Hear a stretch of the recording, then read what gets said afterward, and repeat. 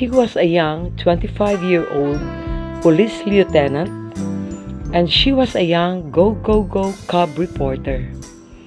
Inspector Roderick Augustus Alba, graduate of the Pagpatupad class of 1992, married ABS-CBN reporter and anchor Leilani in December 16, 1995. 28 years later, Roderick, now a police brigadier general, and Leilani renewed their vows in a simple surprise ceremony in the chapel of Regional Police Office.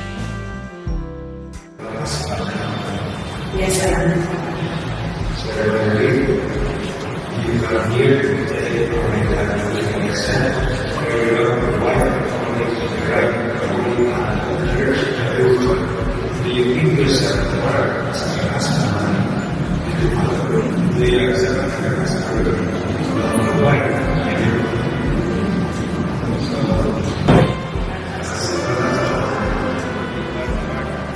To be one soul. From this day forward, winter, forest, for winter, for ruler, sickness,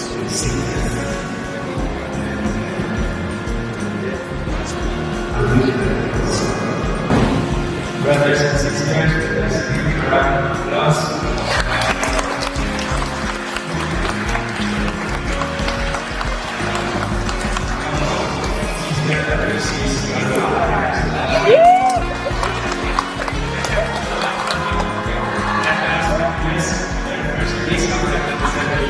Officiated by Chaplain Father Layson, the renewal of vows was witnessed by their close colleagues.